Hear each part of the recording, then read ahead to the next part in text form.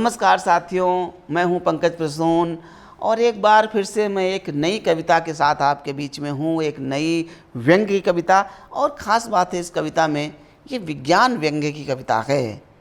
आप सब genetic engineering आपने पढ़ी होगी।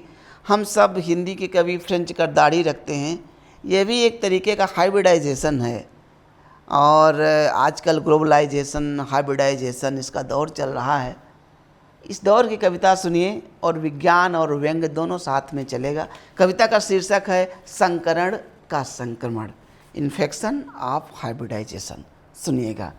संकरण का संक्रमण कुछ इस कदर फैला है, संकरण का संक्रमण कुछ इस कदर फैला है, विष को छोड़ बाकी सब विषैला है।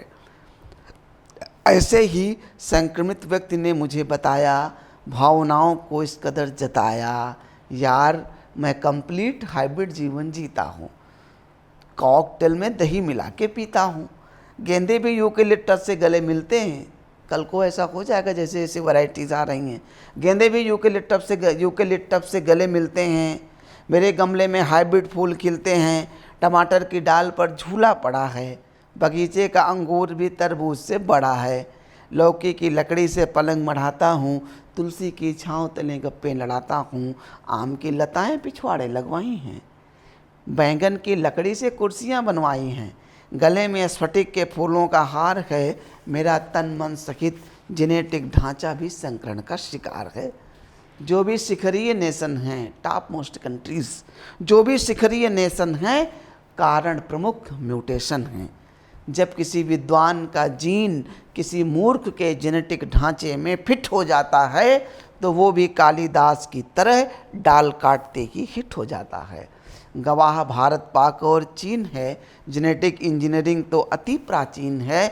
चाहे लंबोदर गणेश हों, चाहे पवन पुत्र हनुमान, चाहे घड़े से जन्मी सीता हो या सूर्य का कर्णदान, एक टेस्ट ट्यूब में 100 कौरव समाये थे।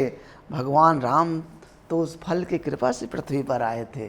कुंभकर्ण जेनेटिकली बीमार था, उसे स्लीपिंग सिकनेस कहा जाता है।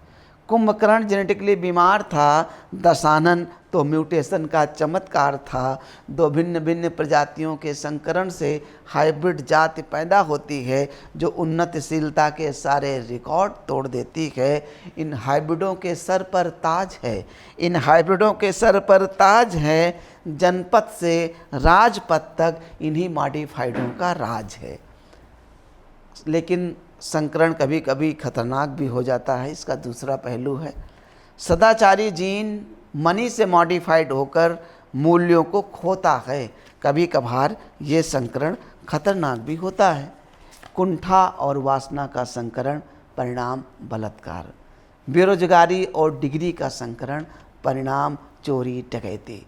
दहेज और दंभ का संकरण, परिणाम आत्मदाह। महंगाई और भुखमरी का संकरण, परिणाम आत्महत्या। इच्छा और उपेक्षा का संकरण, परिणाम नक्सलवाद। स्वार्थ और धर्म का संकरण, परिणाम आतंकवाद। वोट और नोट का संकरण, परिणाम संप्रदायवाद।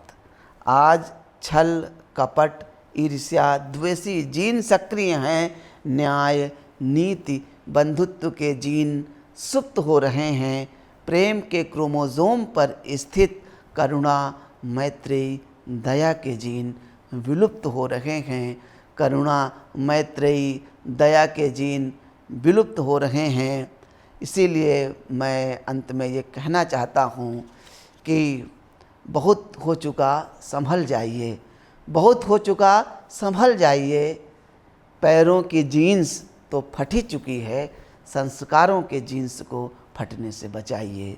संस्कारों के जीन्स को फटने से बचाइए। आपको विज्ञान व्यंग्य की कविता कैसी लगी, आप ज़रूर बताइएगा नीचे कमेंट बॉक्स में। मिलता हूँ जल्दी एक दूसरी व्यंग्य कविता के साथ। बहुत बहुत धन्यवाद।